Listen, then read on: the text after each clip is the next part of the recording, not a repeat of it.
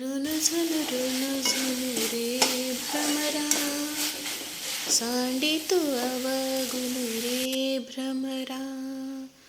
ऋण झुन रे भ्रमरा, सांडी तू अवगुण रे भ्रमरा. ऋण झुन रे भ्रमरा, सांडी तू अवगुण रे भ्रमरा. पूर्ण किचनमध्ये तुमचं सर्वांचं खूप स्वागत आहे. शुभ सकाळ. श्री स्वामी समर्थ सर्वांना. तर ही बघा, छान अशी मटकीची भाजी करायची आहे डब्यासाठी. तर त्याच्यामध्ये काय काय आहे बघा. मूग मटकी आहे, अख्खा मसूर आहे, छोले, बारीक चणे आहेत, वाटाणे आहेत, काळे वाटाणे आहेत, हिरवे वाटाणे आहेत. तर अशा पद्धतीचं सगळं मूग आलेले कडधान्य मिक्स, तर त्याची भाजी म्हणजेच उसळ. तर कढईमध्ये तेल घातले, तेलामध्ये थोडेसे जिरे घातले. जिरे छान असे तडतडल्यावरती कांदा टोमॅटो घातला. आणि कांदा टोमॅटो भाजण्यासाठी तुम्हाला माहितीच आहे, मी नेहमीच मीठ हळद टाकत असते. तर मिठामुळे लगेचच कांदा आपला शिजला जातो. आणि नंतर त्याच्यामध्ये गरम मसाला हे सगळं घालून घेतलं आणि छान असं मिक्स करून घेतलं बघा. कांदा मस्त असा परतून घेतलेला आहे 5 मिनिटे. 5 मिनिटात कांदा आपला छान असा परतून झालेला आहे.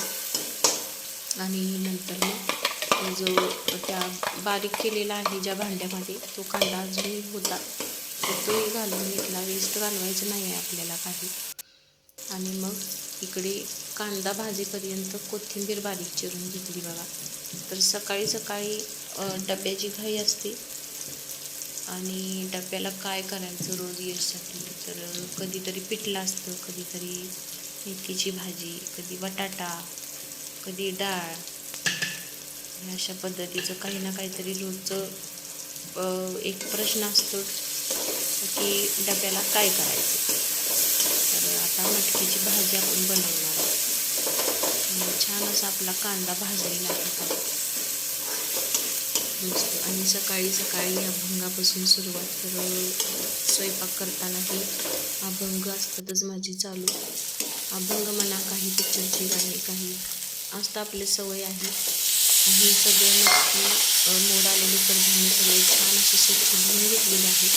आणि नंतर कांदा टोमॅटो भाजल्यावरती त्याच्यामध्ये एक 5-10 मिनिटे परतून घेतलं. हे सगळं कडधान्य ह्या तेलामध्ये छान आणि एक 5 मिनिटे भाजून घ्यायचं. आणि नंतर आपल्याला त्याच्यामध्ये आपला घरचा जो कांदा लसूण मसाला आहे, लाल तिखट, ते घालून घ्यायचं आहे. आणि हे बघा, छान असं परतून घेतलं. नंतर लाल तिखट 1-2 चमचे घातलेलं आहे मी. मस्त टेस्टी घरची चटणी आहे. आणि घरच्या चटणीचाही व्हिडिओ लवकरच करणार आहे मी. हे बघा, छान असं परतून घेतलेलं आहे सगळं. कांदा टोमॅटो जरा थोडंसं जास्त घातला की मटकीची भाजी खूपच छान टेस्टी होते. आणि नंतर वरून थोडंसं पाणी शिजण्याइतपत, कारण आपल्याला ही उसळ बनवायची आहे. उसळ शक्यतो सुकीच असते. जास्त डब्याला द्यायची म्हटलं की जास्त ओली करून चालत नाही. आणि वरून कोथिंबीर भुरभुरलेली आहे बघा. तर कोथिंबीरीशिवाय कोणताही पदार्थ अपूर्ण आहे, म्हणजे अपूर्णच आहे.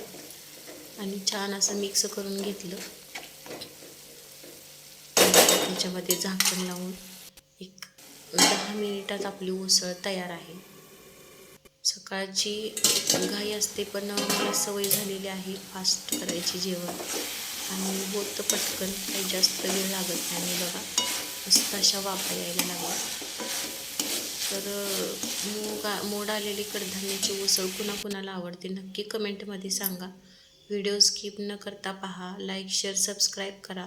धन्यवाद. श्री स्वामी समर्थ.